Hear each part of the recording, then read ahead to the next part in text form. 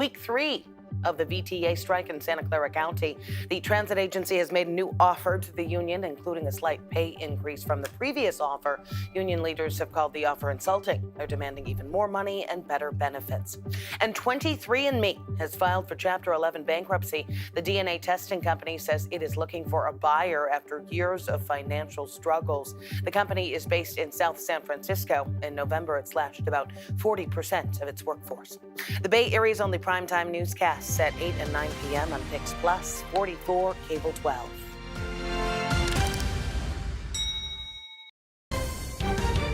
You're streaming CBS News Bay Area. Daytime highs today are well above average for this time of year. We're topping off in the 70s near San Francisco and Half Moon Bay. All the way up into the North Bay, we have low 80s into the forecast this afternoon in areas like Napa, Novato, and Petaluma.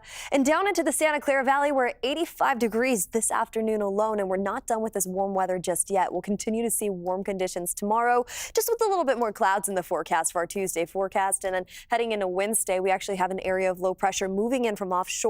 That's going to bring in a series of clouds, rain, and gusty conditions at times, and temperatures will drop right back to normal at that point too. So some big changes right around the corner. Today and tomorrow, it's beautiful weather. Once we head into Wednesday, this is beautiful in its own way, but we are expecting to see more showers in the forecast for us. That'll taper off as we head into Thursday. Dry conditions expected Friday. We'll see another batch of rain rolling in from offshore as we head into Saturday night, early Sunday morning, which all in all is really going to help when it comes to some of our inland numbers when it comes to rainfall versus average. We're at 65% in some of our East Bay areas, about 78% all the way down into the Santa Clara Valley. Take a look at what we could expect as we head into the next 7 days, though. I want to talk a little bit more about these temperatures because we're sitting in the 80s today and tomorrow with sunny skies today, partly cloudy skies tomorrow. However, along the coast, we have a beach hazard statement. We could see sneaker waves. We could see, of course, rip currents too. And so, yes, it is warm and it's beautiful along the coast, but I want you to be very careful if you're planning on heading out there today or tomorrow to enjoy this warm weather. For the rest of us here in our inland spots, we're gearing up for 2 days of 80s, right back to the 60s, just like the Bay. We'll hold on tight to that cool forecast as we head into this weekend and early next week. The VTA has made a new offer to the union as the strike enters its third week. There is still no end in sight, and riders who rely on the service, like Anna Thompson, are caught in the middle. I don't have a good alternative because I'm too old to drive. I can't drive anymore. And I am limited in my ability to walk. The new offer from the VTA includes a slight pay increase from its previous offer, but union leaders said it is still not enough. The strike has been going on since March 10th. Bus and light rail service has been at a standstill. Our Veronica Macias reports from the Santa Clara County Fairgrounds with the latest on negotiations. I just spoke with workers out here who have been on strike for 3 weeks, and you could see many of them even staying overnight at this location here at the fairgrounds. They tell me there is no one here to go on camera with us this morning, but yes, they have been reviewing that latest proposal from the VTA that they tell me includes that increase, which is an 11% over the next 3 years. But they say it also includes new language that they're not accepting. Workers out here, meanwhile, they had been advocating for a 6% annual wage increase over the next 3 years, totaling 18%. And we know, like we heard from that woman earlier, this is affecting a lot of people, 100,000 people on a daily basis. It's causing people to scramble for alternative transportation, resorting to share rides like Uber and Lyft, costing lots of people money. VTA has also requested Governor Gavin Newsom's intervention to appoint a board of investigation to examine this labor dispute, and that's what we're waiting on. And we also, of course, have heard from both sides. Would have still brought up impacts to service and some of these other discussions we're having. Going up to 11% now reflects our commitment to end the strike and get our riders back on the road. The operator's base salary is just slightly over $90,000. So with an 11% increase, it would take them roughly up to about $100,000. Now, a statement from VTA being released after yesterday's special meeting from the board chair, Sergio Lopez, who says, "We called this special meeting to prove our commitment to resolving this strike. We are focused on working with ATU to finalize a wage proposal that meets their needs and can be approved by their members. We greatly appreciate the patience of our staff and writers during this challenging time." Now, after speaking with workers out here, Gianna, I could tell you that they also have been asking VTA for a memorandum of agreement, meaning that there won't be any retaliation for the workers here who have been on strike for 3 weeks. They say that has not been signed, and that right now is their biggest concern, along with other language that had previously, they say, had been negotiated. So we'll see. They're expected to come to a vote today. They're meeting at noon. The workers are meeting here at the fairgrounds, but that vote is happening between the hours of 10 and 4 p.m. Well, staying on the transportation train, there is a renewed push today to save Bay Area public transit from the brink of disaster. Today, state lawmakers are announcing legislation aimed at addressing chronic budget shortfalls. Their goal is to provide long-term funding. They say without it, BART could be forced to reduce service to once an hour on weekdays and cut weekend service entirely. And Muni might eliminate dozens of bus lines. They say AC Transit and Caltrain could also face similar cuts. The bill is authored by State Senator Scott Wiener and Jesse Arreguin. As college students get ready for spring break, UC Berkeley is urging its international students and faculty not to travel abroad. That advisory appears on the university's international office page. It comes as the Trump administration is cracking down on immigration and possibly considering a travel ban on 43 countries. It also comes as the administration vows to revoke more foreign student visas as it targets pro-Palestinian protesters at universities. Meantime, a program meant to help undocumented immigrants could now put them at risk. The city of Richmond had been issuing IDs and debit cards to unauthorized immigrants, but now a digital security expert is warning that it may have unintentionally painted a target on their backs. John Ramos explains.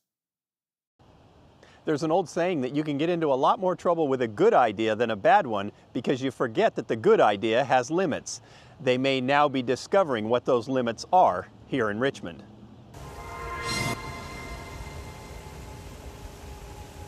When Richmond created its ID card for undocumented residents, it was only trying to help. But Brian Hofer says their good intentions simply aren't enough. Those people, their records are sitting there in a federal database that ICE can, click a button and get to. Hofer is the founder of a data privacy group called Secure Justice. He says the problem with Richmond's system is that the ID cards that look like this also function as debit cards, which means under federal banking laws, all data must be kept for at least 5 years and are completely accessible by federal agencies, including ICE. Any data collected is data at risk. We can pass all the sanctuary city laws we want to in the world. If the feds want to come in and get that data, they will. And the worst part to Hofer is that the city isn't warning people about the risk when they sign up for the cards. 3 weeks ago, he tried to raise the issue as the city council was deliberating whether to make the cards free to applicants. We believe that applicants should make the decision for themselves as to the pros and cons of participating, but they haven't been fully informed. But despite the warning he was trying to give about the ICE risk, when his 2 minutes were up, he was cut off. Your time is up. Thank you. Thank you. It appeared that some council members were also not aware of the data security issue and expressed their concerns. I don't think it makes sense for us to craft a way to vote on this changing an ordinance to make it no cost. Maybe we need to scrap the whole program if we find out it can't be secure. I think the city has the duty to inform people who apply for a municipal ID what the implications are. Having an ID card so you can identify yourself to the police or a school district, that's a good public policy. But when you don't listen to data privacy people that say, hey, wait, there's a problem here, the bad guys can also get access to your data. That's where the disconnect is happening.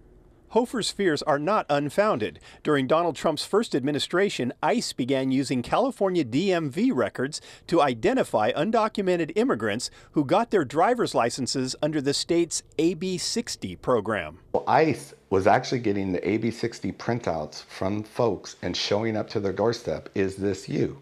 The ID cards for Richmond and Oakland as well are being administered by a private company called San Francisco Global. I'm not accusing SF Global of doing anything wrong, but in order for them to operate the program, they have to comply with state, local, and federal laws. And all those federal laws mean they have to retain the data for a certain period of time. And no document from the city of Richmond warns anybody about that. Hofer says there is no practical way to completely avoid data collection, but he says cities like Richmond need to embrace better encryption techniques and delete data as soon as possible. And most importantly, he thinks people need to be aware of what they may be signing up for. Richmond has reportedly removed the debit card function from its program, but the records of anybody who applied for one is going to stay in an accessible database for at least 5 years from the time that they applied. Still ahead here on CBS News Bay Area, an Oakland neighborhood undergoing a transformation, and it couldn't come soon enough for neighbors. The fight to clean up these vacant lots and the plan that could bring hundreds of jobs to the area. It was really, really terrible. We were scared. Just the whole place feels safer. Plus, serving up hope and second chances. We're going to hear from those who have been down on their luck and are now training for careers in the food industry. I'm excited. I feel accomplished. I feel like I can move forward confidently. And it is a new era for the Oakland Coliseum. We're hearing from fans at the Roots home opener on the welcome addition to the area.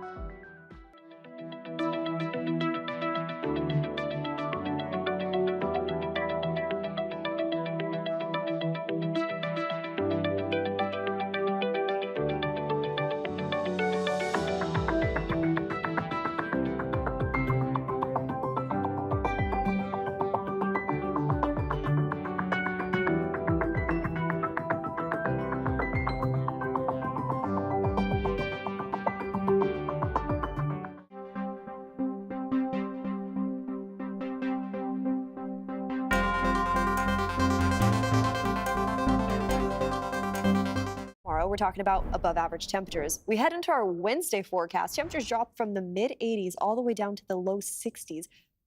right around the corner, and there's a reason for it. We have an area of low pressure moving in from offshore. First off, bringing in clouds for our Tuesday forecast, but once we head into Wednesday, we're actually going to see some rain with the system too as that cold front approaches us. It won't be a lot of rain. You saw it right there, just kind of light trickles of showers sweeping in from offshore, but that's going to bring in rain for us Wednesday, lightly on Thursday, clearing up Friday with more heading into this weekend. And at the exact same time, just to kind of tease ahead real fast, I want to show you our temperatures are going to drop significantly too, from the 80s to the 60s, and then we hold on tight to the 60s into the rest of this week. This is just our inland forecast. I'll have the rest of the Bay Area coming up in just a bit.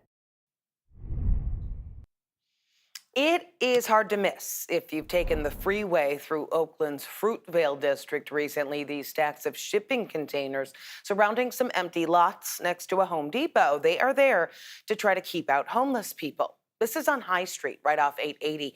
Plans are in place to develop a number of vacant lots around that store. Over about 10 years, that area was taken over by large encampments, RVs, and tents. And it was plagued by rampant theft. At one point, Home Depot even tried this.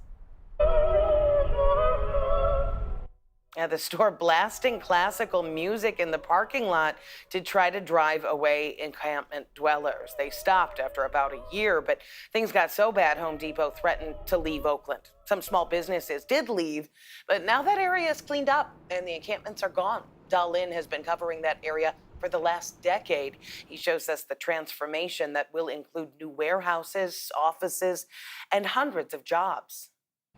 It wasn't that long ago people would avoid this area, but with the recent removal of the encampments and the start of construction, neighbors and businesses say this area feels alive again.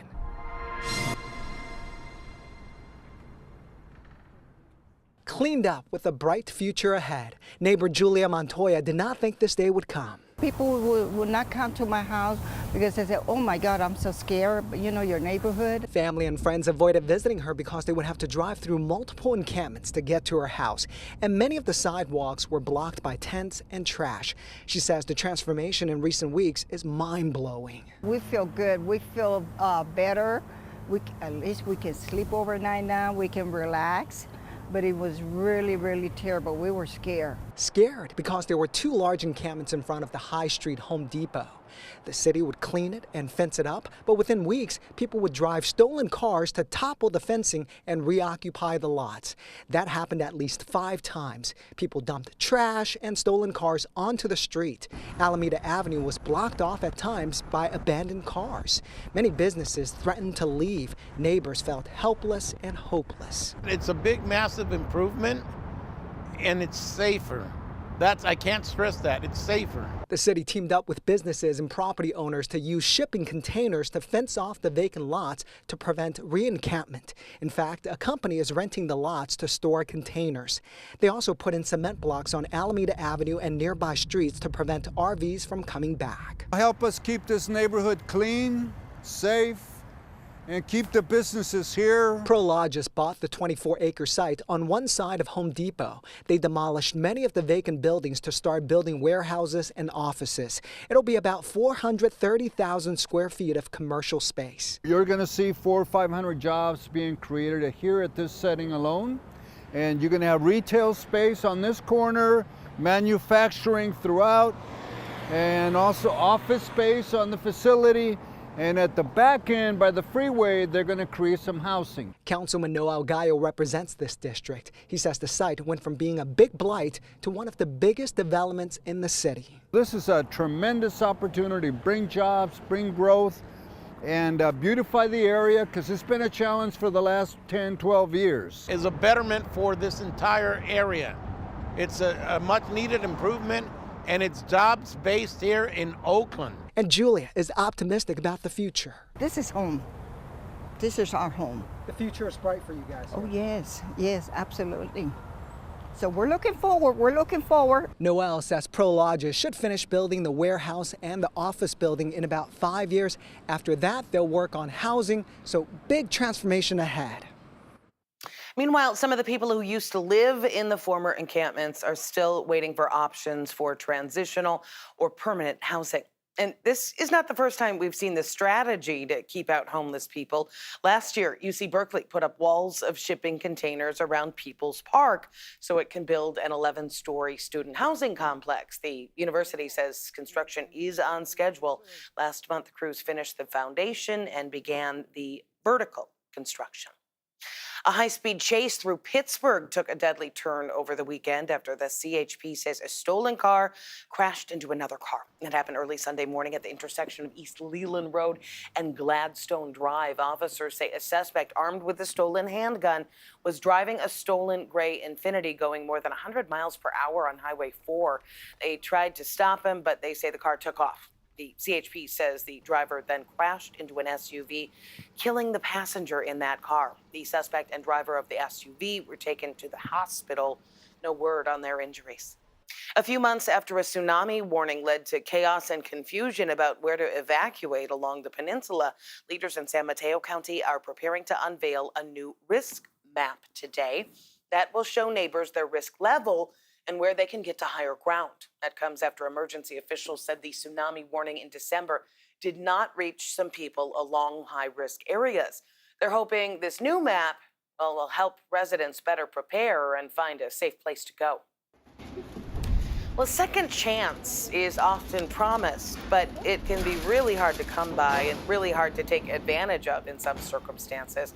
A catering company in San Francisco is offering just that opportunity, though, for patients and people who have been treated for mental illness.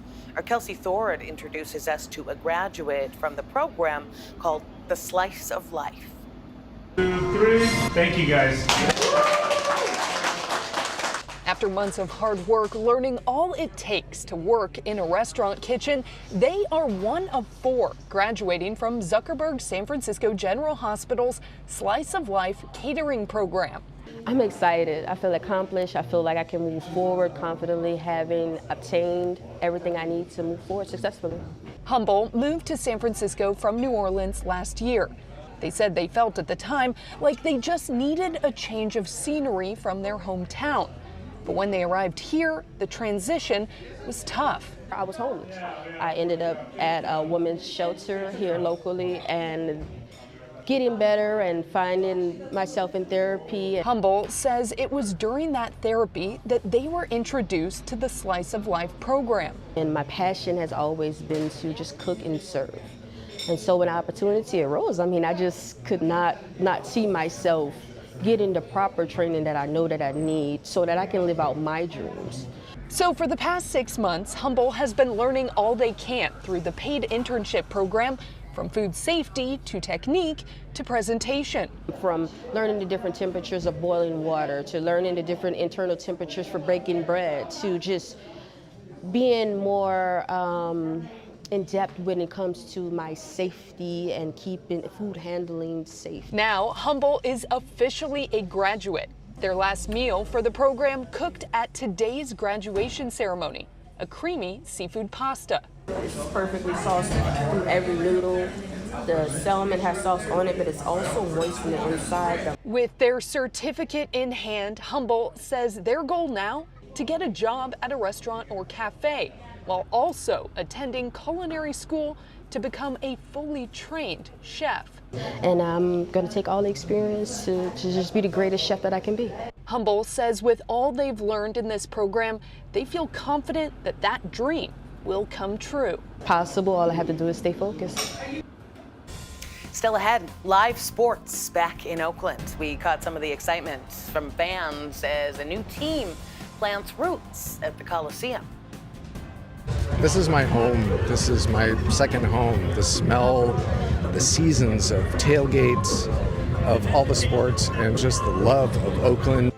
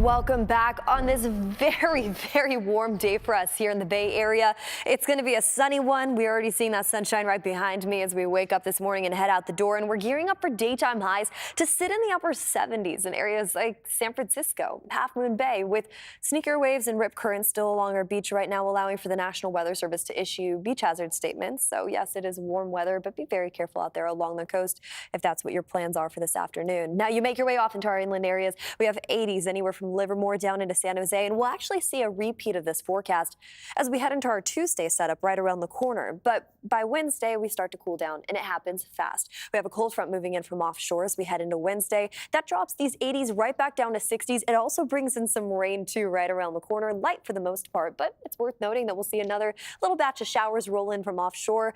We'll see another one also as we head into this weekend. I'll have more on that coming up in a bit. Well, the Oakland A's might have moved to Sacramento, but it was still time to play ball at the Coliseum. The Oakland Roots ushering in a new era at the Coliseum Saturday night as the team hit the pitch for a sold-out game in front of 26,000 fans. Amanda Harry was there to capture the excitement of a new team taking over the historic ballpark.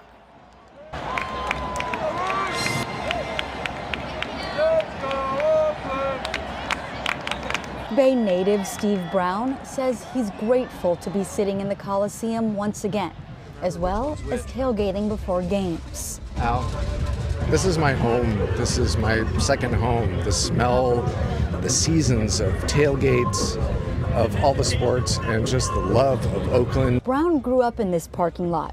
He attended hundreds of games going back to the 70s.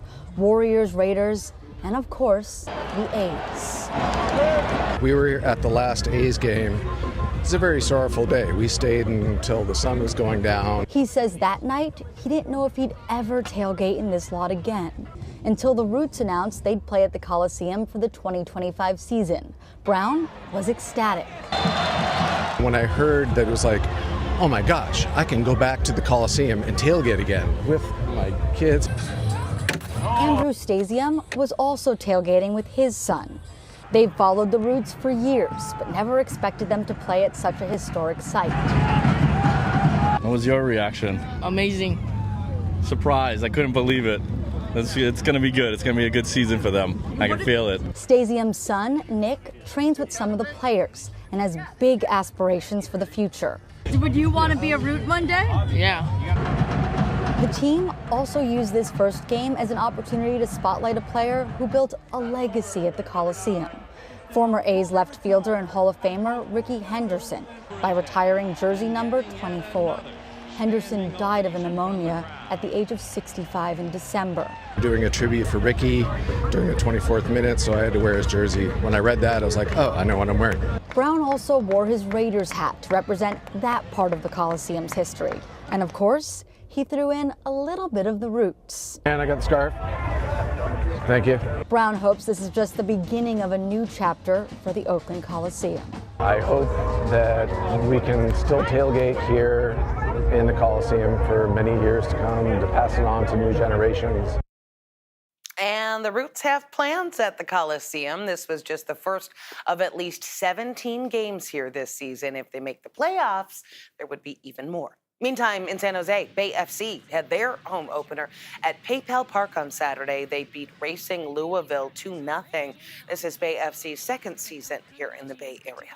Coming up in the next half hour here on CBS News Bay Area, hundreds of people protesting President Trump's policies at a town hall meeting in Silicon Valley. Hear from a cancer patient who says the threats to medical funding are also threats to her life. There will be people like me who will be in the middle of treatment and then suddenly we won't be able to get our care. Plus, it is tough work managing one of the Bay Area's most famous oyster farms.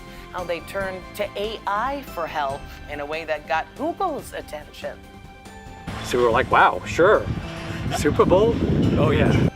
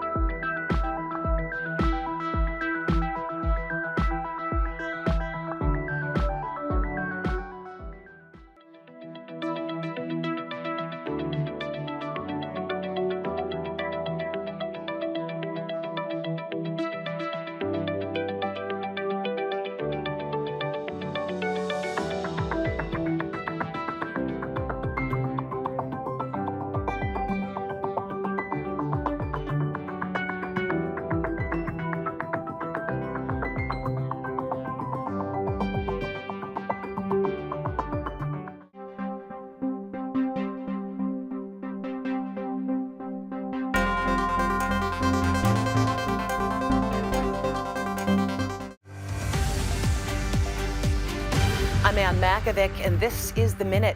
A mom from Napa is due in court today for a suspected DUI crash that killed her 2 children. Jessica Barajas faces several charges, including vehicular manslaughter. Police say she crashed her Nissan sedan into a tree off Highway 29 last week, Sunday. 1 person was killed after a high-speed police chase in Pittsburgh. The CHP says a stolen car crashed into an SUV, killing a passenger in the SUV. This happened at East Leland Road and Gladstone Drive early yesterday morning. The suspect and the SUV driver were sent to the hospital. An EV charger company, Revel, is set to open its first charging station in San Francisco today. It's located on Erie Street. The company also announcing additional fast charging projects around the Bay Area, including in South San Francisco, San Jose, and in Oakland. I'm Ann Makovic with The Minute.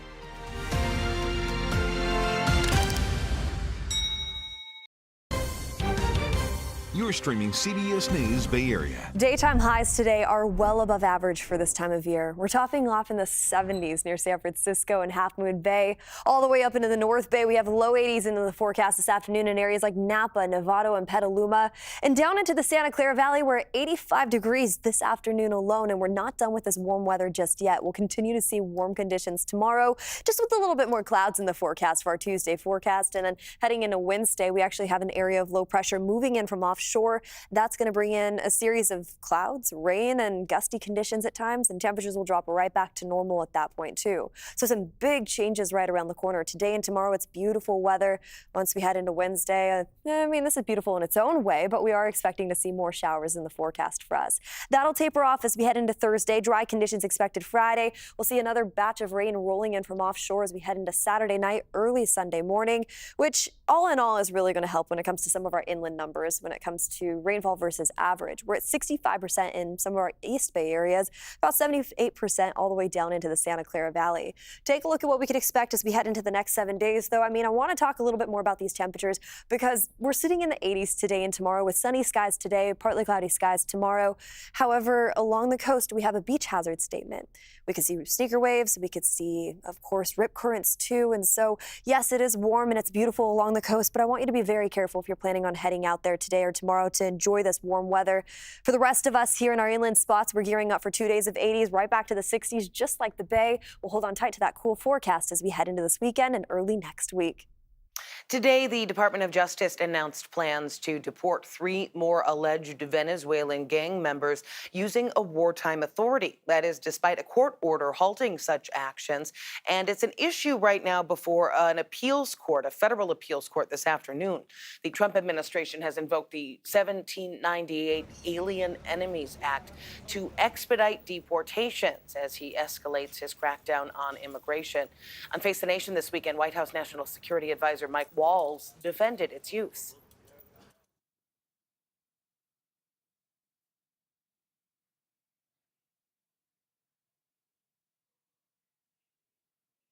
All right, a federal judge directed the administration to halt the deportation flights stemming from that wartime law, raising concerns about a lack of due process for the migrants, a decision the DOJ appealed. We're seeing an example here at home of what has become a national story. Thousands of people all over the country showing up to congressional town hall meetings, upset about what's going on in the federal government. Hundreds of people packed a middle school gym Saturday to vent their frustrations with what's coming out of Washington. It was hosted by Congressman Ro Khanna, who's often found himself in the hot seat. Da Lin was there to hear concerns from the community, including one cancer survivor. Why are they not? Well, many of them are getting there. From anger. Our democracy is falling apart right now, and they're not doing it. To frustration. Why are you acting like things are normal? To fear. I am so frightened.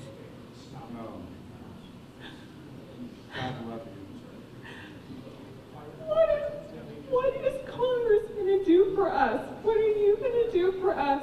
Those are just some of the emotions and questions directed at Congressman Ro Khanna.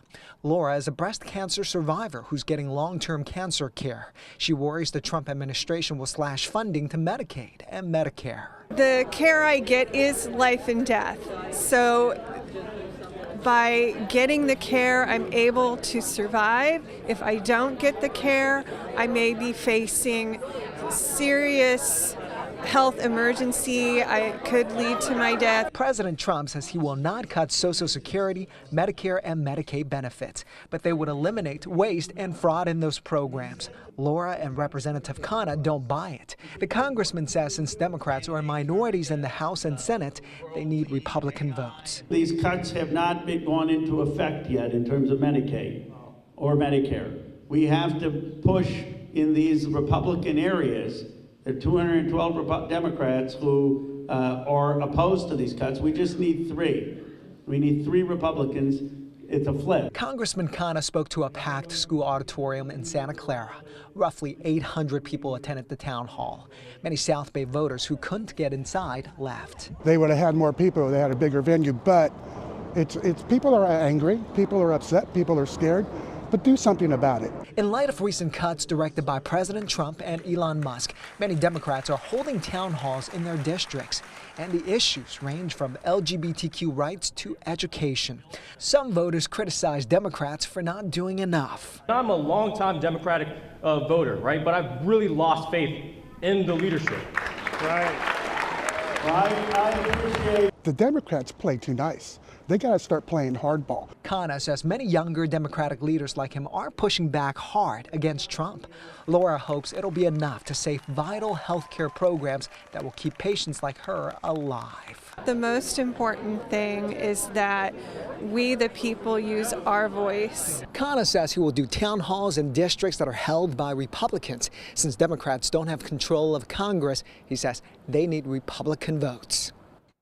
The CEO of South San Francisco-based 23andMe has resigned, and the genetic testing company has filed for bankruptcy. The Bay Area DNA company never turned a profit, despite briefly hitting a $6 billion valuation after going public in 2021.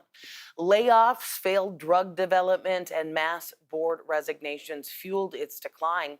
Its at-home DNA tests failed to turn buyers into long-term subscribers. With the company going away, now some are worried about what's going to happen with their genetic data. The bankruptcy process, there will be a federal court that reviews any buyers, and this would likely be something that they are laser focused on to ensure that customer data is protected. But I will highlight, if anyone is watching and they are concerned about that, you can ask 23andMe to delete your data if you go into your profile. So that is something that you can pursue if you are concerned about that.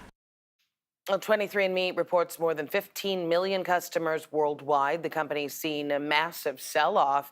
It was once worth $6 billion, but it had lost nearly 98% of its value.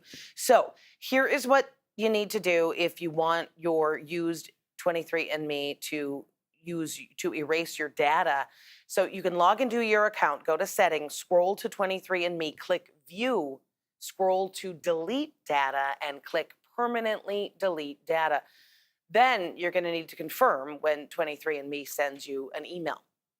We have seen the rapid rise of artificial intelligence, and we've heard about the concerns. But a Bay Area business is trying to capitalize on the technology and even found itself in the Super Bowl spotlight. Brian Hackney takes us to the North Bay to show us how it is being used to help raise oysters.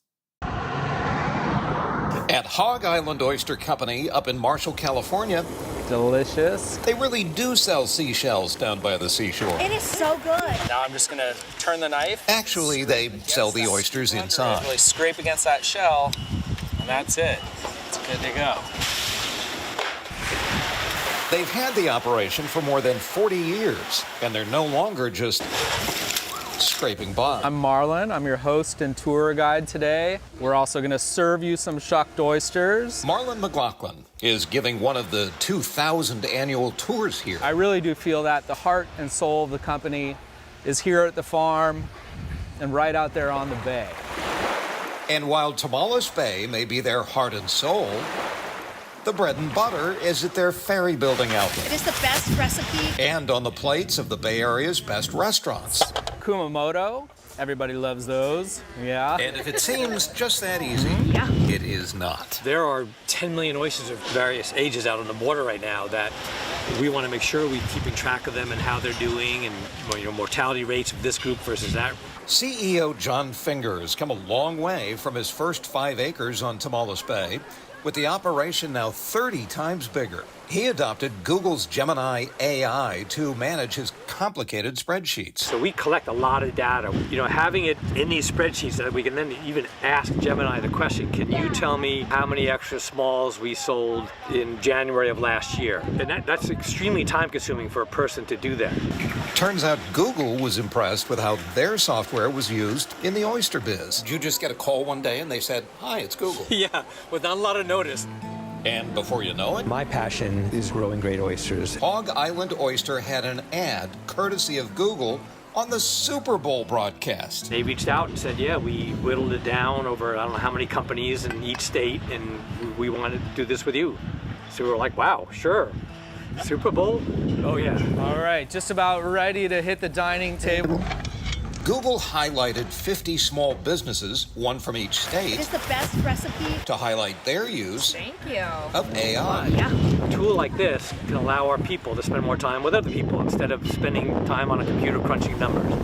This is a beautiful thing we're doing, and we're proud of what we do. Google went hog wild on the company's use of their software. Delicious. But artificial intelligence will never replace the real people. We're enjoying oysters right at the place they're coming out of the water. At Hog Island. AI is like, ooh, you know, it's not going to take, you know, we're not going to have it take over the world or take over the company. We're still a very people-focused company. I've seen somebody eat over 100 in one sitting. Wow. They actually get to see people enjoy it. A lot of farmers don't actually get to see people sit down and go, wow, that's the best oyster I've ever had. So I love where I work. I get to see beautiful places. So I feel lucky. Hog Island harvests and sells more than 5 million oysters and clams a year. Coming up next, an early exit for the St. Mary Gales from the NCAA tournament. There are hopes to return even stronger next year.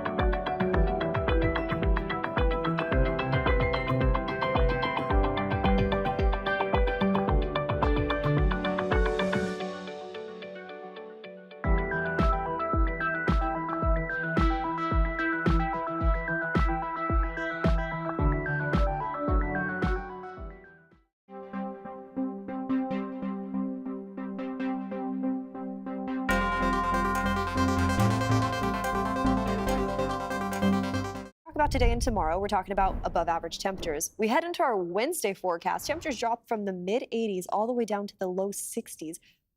right around the corner, and there's a reason for it. We have an area of low pressure moving in from offshore, first off bringing in clouds for our Tuesday forecast, but once we head into Wednesday, we're actually going to see some rain with the system too as that cold front approaches us. It won't be a lot of rain. You saw it right there, just kind of light trickles of showers sweeping in from offshore, but that's going to bring in rain for us Wednesday, lightly on Thursday, clearing up Friday with more heading into this weekend. And at the exact same time, just to kind of tease ahead real fast, I want to show you our temperatures are going to drop significantly too, from the 80s to the 60s, and then we hold on tight to the 60s into the rest of this week. This is just our inland forecast. I'll have the rest of the Bay Area coming up in just a bit. St. Mary's Sweet 16 drought is going to extend to 15 years after the Gales were knocked out of the NCAA tournament yesterday. Vern Glenn has the disappointing post-game recap. This is the Northern California Honda dealers Madness Minute. St. Mary's could not keep up with second seed Alabama in their second round loss on Sunday. The Gales defense, usually its strength, allowed a season high 80 points, and the offense wasn't much better. St. Mary's shot 34% and was 3 for 14 from downtown in their 80-66 loss. The Gales were once again denied a trip to the Sweet 16.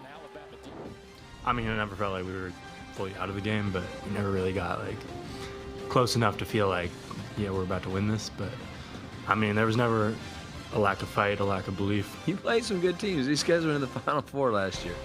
The more you do it, the more you feel like you can break through. And I feel we can. Who knows? We can maybe be better next year. Maybe. With the Madness Minute, I'm Vern Glenn. So despite the 80-66 defeat, fans rallied for the team at a watch party on campus and stayed hopeful until that final buzzer, cheering on the team till the very end. Here is what one fan had to say about the team's performance. Probably the best year and the best team I've seen for those 20 years. They're losing 3 of their top players, but they also lost Aiden Mahaney last year. They came back with a 17-1, probably their best conference record. So anything could happen. St. Mary's was the only Bay Area team in the tournament, but the Bay Area will still play a part. 2 Sweet 16 matchups and an Elite 8 game are going to be at Chase Center Thursday and Saturday.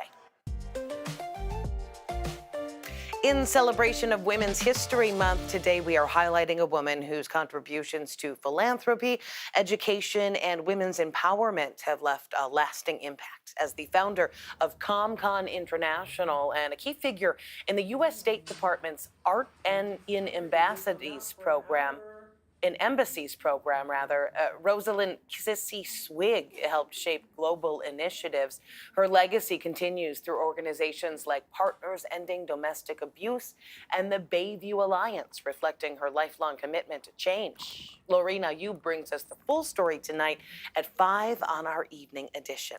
Well, coming up, some crazy twists and turns at incredible speeds. You might not know that mountain biking was born in the North Bay.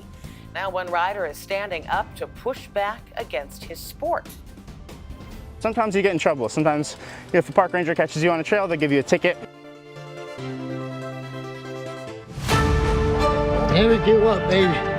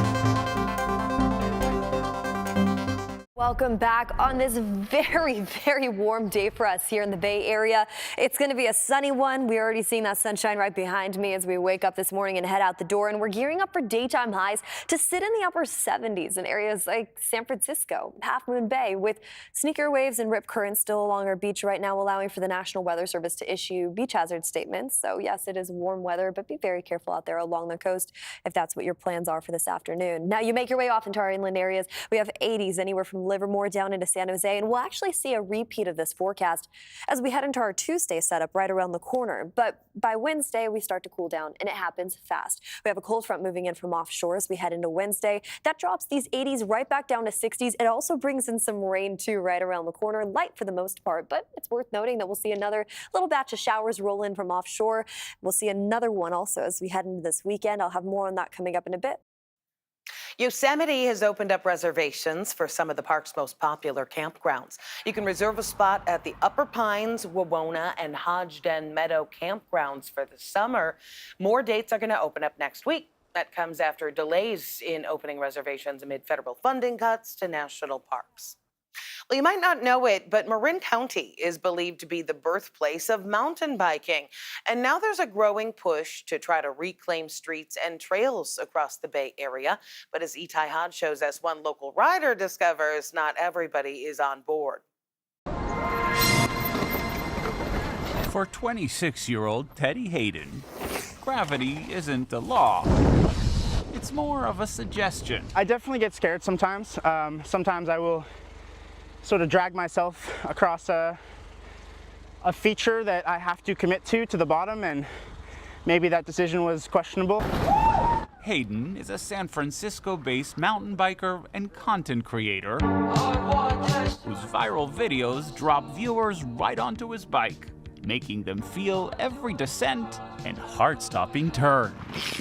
But he's not riding some remote trail. He's turning San Francisco's streets and parks into his own course. I've seen some of the most incredible things in my life on a bicycle. It's just a great way to experience the world. He's not alone. Mountain biking is shifting into high gear. The pandemic gave it a push, creating an unstoppable momentum that's still gaining speed. Mountain biking makes you feel very free and kind of connected to the world, but through the medium of this strange machine that we have. His bike seems to float, pulling off stunts that look more like choreography than cycling, especially when he's jumping over you, or in this case, me. How dangerous is this? It's dangerous in the sense that you'll probably fall and maybe break a wrist or sprain an ankle or something. But danger isn't the only challenge. In the very place where mountain biking was born, the sport is now facing pushback. Despite its rugged beauty, the city's transportation code prohibits riding bikes on city streets. And many of its best trails come with a no trespassing sign for riders. Hayden is working to change that. But in the meantime, sometimes you get in trouble. Sometimes if the park ranger catches you on a trail, they give you a ticket. Let the bike do all the work. Rachel Lloyd, a mountain bike coach and former racer, says the secret is to not overthink it. Just let go. Easier said than done. Gravity may be just a suggestion for Teddy Hayden. I'm good. But for the rest of us, it's very much a rule. Oh, poor Itai. Hayden tells him that he plans on competing in the annual Marin Duro race coming up in April. Thanks for streaming CBS News Bay Area. I'm Ann Makovic. We're going to be right back with your first alert forecast and another look at your top stories.